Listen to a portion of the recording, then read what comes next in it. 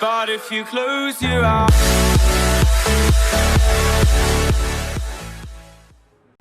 வணக்கம் மக்களே. Yes, finally after 2 years of ப்ரிப்பரேஷனுக்கு அப்புறம் வெற்றிகரமாக ஐஏஎம் கிடச்சிருச்சுங்க. ஸோ ஐஏஎம் திருச்சி தான் வந்து கன்வெர்ட் பண்ணியிருக்கேன். ஸோ 2 years ஒர்க் ப்ரிப்பேர் பண்ணது கூட வந்து அவ்வளோ டிஃபிகல்ட்டாக தெரியல. பட் நம்ம வந்து கேட் எக்ஸாம்லாம் கொடுத்து இன்டர்வியூலாம் கொடுத்து எல்லாமே முடிஞ்சிடும். எல்லா ப்ராசஸும் நம்ம சைட்லேருந்து முடிஞ்சிடும். அதுக்கப்புறம் இந்த மார்ச் எண்ட்லேருந்து இந்த மே 2nd வீக் வரைக்கும் இந்த ஒரு 2 months வந்து ஐயோ நம்ம எந்த காலேஜ் கன்வெர்ட் வரும், எந்த காலேஜுக்கு நம்ம வந்து கன்வெர்ட் பண்ணுவோம், யார் ஃபஸ்ட் நமக்கு வந்து அட்மிஷன் ஆஃபர் கொடுப்பாங்க அப்படின்னு அந்த வெயிட் பண்ணுற ஜேர்னி தான் வந்து ரொம்ப ஃப்ரஸ்ட்ரேட்டிங்காக இருந்துச்சு. பிகாஸ் வந்து நிறைய பேர் கேட்டுட்ருப்பாங்க, லைக் எக்ஸாம் முடிஞ்ச பிறகு எந்த காலேஜ் அப்படின்ட்டு. டேய் நானாடா செலக்ட் பண்ணாமல் இருக்கேன், அவங்க இன்னும் ஆஃபர் லெட்டரே அனுப்புகிறடா அப்படின்ற மாதிரி. ஸோ லாஸ்ட் 2 months தான் வந்து ரொம்ப கடுப்பாக போயிட்டு இருந்துச்சு.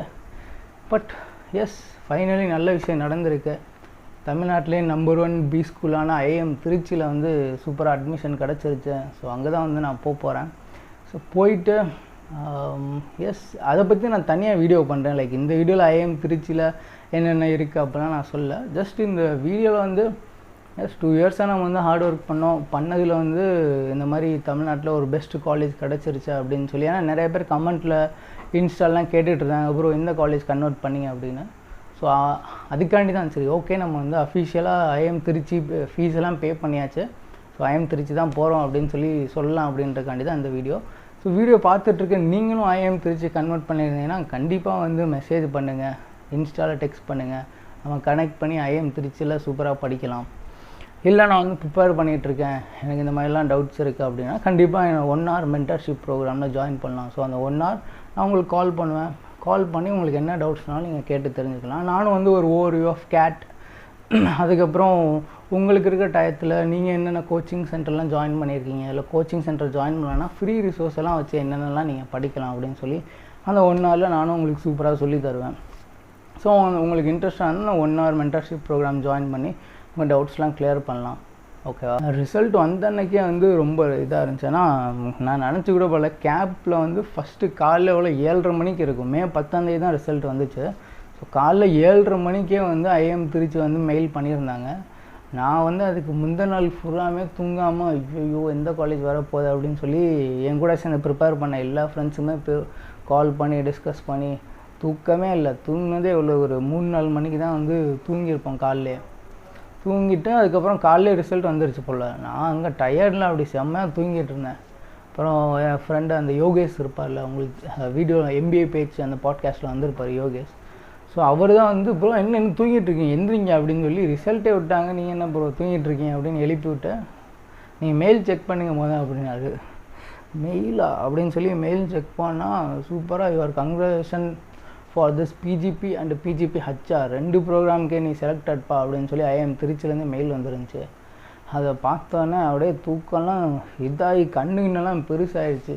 சூப்பரா அப்படின்ற மாதிரி ஒரு நல்ல ஒரு ஃபீலிங்காக இருந்துச்சு அது. அந்த ஃபீலிங் வந்து எங்கள் 10th நல்ல ஸ்கோர் எடுக்கலை, அப்பயும் வரல. 12th வந்து சும்மா ஒரு 80% அந்த மாதிரி தான் எடுத்திருந்தேன். ஸோ அப்போல்லாம் அந்த ஃபீலிங் வரல. காலேஜெல்லாம் சொல்லவே வேணாம், ஏகப்பட்ட அரியர்ஸ் இருந்து அதுக்கப்புறம் தான் கிளியர்லாம் பண்ணேன். ஸோ அந்த ரிசல்ட்டுக்குன்னு சொல்லி, ஏன்னா முன்னாடியே எனக்கு ரிசல்ட் தெரிஞ்சிடும். எப்போயுமே என்னோடய ஸ்கூல் டேஸ்லேருந்து காலேஜ் டேஸ் வரைக்கும் எல்லா எக்ஸாமுக்குமே எனக்கு முன்னாடியே ரிசல்ட் தெரிஞ்சிடும், நான் எழுதுனதுக்கு இந்த ரிசல்ட் தான் வரப்போகுது அப்படின்ட்டு. பட் இந்த கேப் ப்ராசஸ் வந்து அது ஒவ்வொரு காலேஜ் ஒவ்வொரு க்ரைட்டீரியாவில் எடுக்கிறனால நம்மளால் வந்து கரெக்டாக அக்யூரேட்டாக ப்ரிடிக்டே பண்ண முடியாது. இந்த செலெக்ஷன் ப்ராசஸே வந்து ஒரு 80% அன்ப்ரெடிக்டபிள் தான். 20% வேணால் நம்ம கெஸ் பண்ணலாம், ஓகே இந்த காலேஜ் கிடைக்கும் அப்படின்ட்டு. ஸோ அதனால் ஐஎம் திருச்சின்னு பார்த்தோன்னே அப்பா சூப்பராக இருந்துச்சுன்னா, கேப்பில் பெஸ்ட் வந்து Udaipur and Trichy. So Udaipur and Trichy almost வந்து சேம் லெவல் தான். ஸோ திருச்சி அப்படின்னா தமிழ்நாட்டிலே இருக்குது, நான் மதுரை கிட்டே இருக்கனால வீட்டுக்கும் ஏதாவது எமர்ஜென்சினா போயிட்டு வர்றதுக்கும் ஈஸியாக இருக்கும். ஸோ அப்படி தான் இருந்துச்சு. அதனால தான் திருச்சி செலக்ட் பண்ணியிருந்தேன். பட் நான் ப்ரிப்பரேஷன்லாம் ஸ்டார்ட் பண்ணும்போது வந்து என்ன யோசிச்சுன்னு இருந்தேன்னா, நம்ம வந்து MBA படித்தா அதர் ஸ்டேட்ஸில் போய் தான் பண்ணுவோம் அப்படின்ற ஒரு மைண்ட் செட்டில் தான் ப்ரிப்பரேஷன் ஸ்டார்ட் பண்ணேன். ஏன்னா ஸ்கூலும் தமிழ்நாடு தான், காலேஜும் தமிழ்நாடு தான், ஒர்க் பண்ணது எல்லாமே இங்கே தான் அப்படிங்கும்போது சரி ஒரு சேஞ்சுக்கு வந்து ஒரு 2 இயர்ஸ் நம்ம படிக்கிறது வேறு ஸ்டேட்டில் போய் பண்ணலான்னு நினச்சிருந்தேன். ஸோ பட் அந்த காலேஜ்லாம் கன்வெர்ட் ஆயிருக்கு. ஸோ அப்பார்ட் ஃப்ரம் திருச்சி வேறு என்னென்ன கன்வெர்ட் ஆயிருக்குன்னு பார்த்தீங்கன்னா, எனக்கு வந்து இது ரோத்தக் வந்து வெயிட்டிங் லிஸ்ட்டில் இருக்குது. ஸோ அது கரெக்டாக நம்பர் தெரியல, but high chances of conversion அதுலேயும் இருக்குது. ராய்ப்பூர்லாம் பார்த்திங்கன்னா அரௌண்ட் 89 தான் வெயிட்டிங் லிஸ்ட்டு. ராய்ப்பூர், ராஞ்சியும் அந்த மாதிரி தான். ராஞ்சி அரௌண்ட் 800 அந்த மாதிரி தான். அவங்கெல்லாம் லிஸ்ட்டு பயங்கரமாக விட்டுட்டு இருந்தாங்க. But Ranchi around 800 waiting list. அதுக்கப்புறம் காஷிப்பூர் வந்து 94 நினைக்கிறேன். காஷிப்பூரோட வெயிட்டிங் லிஸ்ட் 94. ஸோ இதெல்லாமே டக்குன்னு கன்வெர்ட் ஆகிரும். ஏன்னா NCOBCனால் ஸோ வித்தின் 100-200 உங்களோட வெயிட்டிங் லிஸ்ட்லாம் இருந்துச்சுன்னா டக்குன்னு கன்வெர்ட் ஆகிரும். So Raipur, Ranchi direct conversion எதுன்னு பார்த்தீங்கன்னா திருச்சி, ஜம்மு, போத்கயா இது 3மே டைரக்ட் கன்வெர்ட்டு. அதுக்கப்புறம் டைரக்ட் ரிஜெக்ட் எதுன்னு பார்த்தீங்கன்னா உதய்பூர் வந்து டைரக்ட் ரிஜெக்ட்டு. எதுனாலே சொல்ல டேரெக்டாக செக் பண்ணோன்னே ரிஜெக்ட்னு சொல்லிட்டாங்க. ஸோ அட்லீஸ்ட் அதாச்சும் ஒரு ஹாப்பினஸ்ஸாக இருந்துச்சு. ஓகே நம்ம இந்த காலேஜ் செலக்ட் ஆகலான்னு தெரிஞ்சிடும். வெயிட்டிங் லிஸ்ட்டில் இருக்கிறது அதை விட கடுப்பு. கிடைக்குமா கிடைக்காதான்ட்டு கடைசி வரையும் போய் தான் நமக்கு ஒரு அந்த ரிசல்ட்லாம் தெரிகிறதுக்கு இன்னும் எவ்ரி 1 வீக் ஆர் 10 டேஸ்க்கு அப்புறம் தான் நெக்ஸ்ட்டு மெரிட் லிஸ்ட் வந்துட்டுருக்கோம். நீங்கள் அது வரைக்கும் பொறுமையாக வெயிட் பண்ணிக்கிட்டே இருக்கணும். அதுக்கு நீ ரிஜெக்ட்னு சொல்லிட்டாலும் நம்ம அடுத்த வேலையை பார்த்துட்டு போகலாம். ஸோ அந்த மாதிரி தான் வந்து உதய்பூர் இருந்துச்சு. மிச்சம் எல்லா காலேஜும் கொஞ்சம் வெயிட்டிங் லிஸ்ட் தான். ஒரு சில இதெல்லாம் வந்து அவங்க அந்த வெயிட்டிங் லிஸ்ட்டு பார்க்குறதுக்கே நம்ம வந்து ஃபீஸ் பே பண்ண மாதிரி இருந்துச்சு. நாக்பூர், அதுக்கப்புறம் திருச்சிக்குமே என்னோடய ஃப்ரெண்ட்ஸ் நிறையா பேர்த்துக்கு வந்து ஃபீஸ் பே பண்ணால் தான் வெயிட்டிங் லிஸ்ட்லாம் தெரியும் அப்படின்ற மாதிரி இருந்துச்சு. ஸோ அந்த மாதிரி ஒரு மாதிரி மிக்ஸ்டாக தான் இருந்துச்சு. பட் சீனியர்ஸ்லாம் கேட்கும்போது ஒரு அந்த மாதிரி இந்தந்த காலேஜெலாம் எனக்கு வெயிட்டிங் லிஸ்ட் இருக்குது, இதில் எது பெஸ்ட்டுன்னு பார்க்கும்போது எல்லோரும் சொன்ன ஒரே ஆப்ஷன் திருச்சி தான். ஸோ அதனால் ஓகே, எனக்கு திருச்சியில் ஒரே ஒரு டிஸ்அட்வான்டேஜ் என்னென்னா, ஓகே நம்ம வெளியூர் போய் படிக்கணும்னு நினச்சோம், ஐ மீன் அதர் ஸ்டேட்டுக்கு போய் படிக்கணும்னு நினச்சோம். அது ஒன்று தான் நடக்கலே தவிர மிச்சப்படி காலேஜுக்குள்ளே வந்து எல்லா ஐஎம்ஸ்லேயும் என்ன ஒரு ஃபன்னெல்லாம் இருக்குமோ, என்ன ஒரு ரஷ் ஹசில்லாம் இருக்குமோ அதே தான் எல்லா திருச்சிலையும் இருக்க போகுது. ஸோ அதனால் காலேஜ் லைஃப் பொறுத்தளவுக்கு பிரச்சனையே இல்லை. நிறைய பேர் வந்து கேட்டுகிட்டே இருந்தீங்க, ப்ரோ நீங்கள் எந்த காலேஜ் கன்வெர்ட் பண்ணியிருக்கேன் அப்படின்னு சொல்லி. ஸோ அது சொல்லிடலாம். ஓகே நம்ம ஐஎம் திருச்சி தான் ஃபைனலாக போக போகிறோம் அப்படின்றக்காண்டி தான் அந்த வீடியோ மேக் பண்ணியிருந்தேன். பட் ஐஎம் திருச்சி பற்றி ஒரு ப்ராப்பராக ஒரு வீடியோ, எப்படி அந்த காலேஜ் பற்றி என்ன இதெல்லாம் நான் காலேஜ் போயிட்டு கேம்பஸ்லேருந்து உங்களுக்கு எடுத்து சொல்கிறேன். அப்போ இன்னும் மாசாக இருக்கும். ஓகேவா? ஸோ அந்த காலேஜில் என்னென்ன ஃபெசிலிட்டிஸ் இருக்குது, என்ன இன்ஃப்ராஸ்ட்ரக்சர்லாம் இருக்குது. ஆல்மோஸ்ட் நான் உங்களுக்கு ஒரு daily vlogs like I'm daily விலாக்ஸ்ன்ற மாதிரி தான் வந்து ஒரு ஜூலைலேருந்து அந்த மாதிரி ஒரு சீரீஸ் மாதிரி ஸ்டார்ட் பண்ணலாம் அப்படின்றது. ஏன்னா காலேஜ் பற்றி கேட்டேன், மோஸ்ட்டாக சாட்டர்டே சண்டே ஹாலிடேன்ற மாதிரி தான் சொல்லியிருக்காங்க சீனியர்ஸு. ஸோ அந்த டயத்தை வந்து நம்ம கொஞ்சம் நேரம் இந்த யூடியூப்புக்கு ஸ்பெண்ட் பண்ணுவோம். ஸோ தட் நம்ம என்னென்ன இருக்குதுன்னு நிறைய பேர்ட்ட ஷேர் பண்ணலாம் அப்படின்றக்காண்டி தான் இதை பண்ணலான்ட்ருக்கேன். சாரி.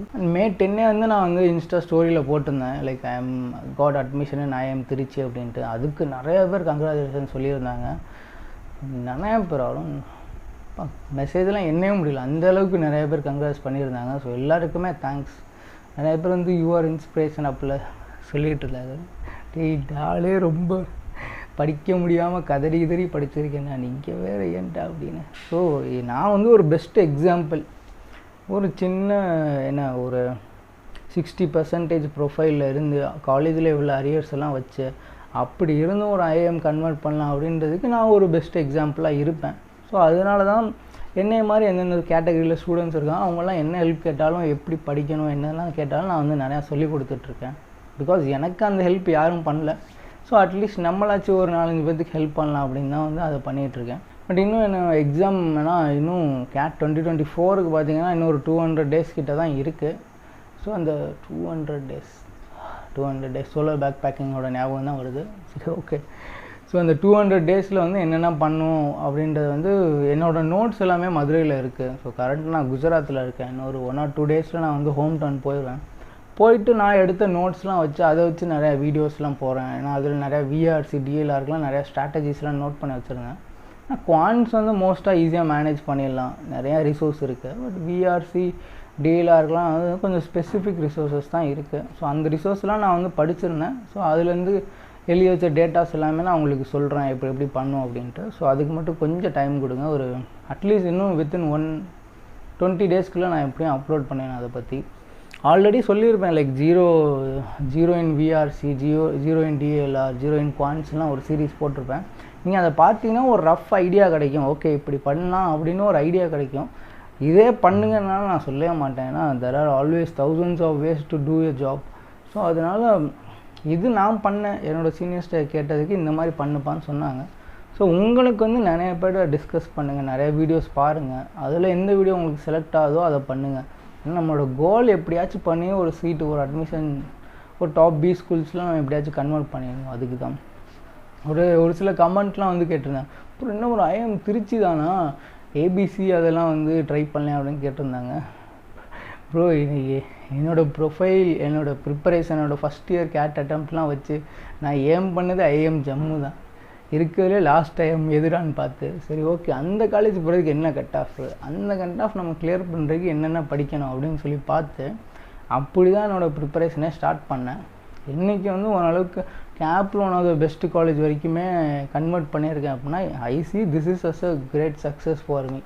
ஏபிசி போகிற க்ரௌடு தனியாக இருக்காங்க, நம்ம அந்த க்ரௌடு இல்லை.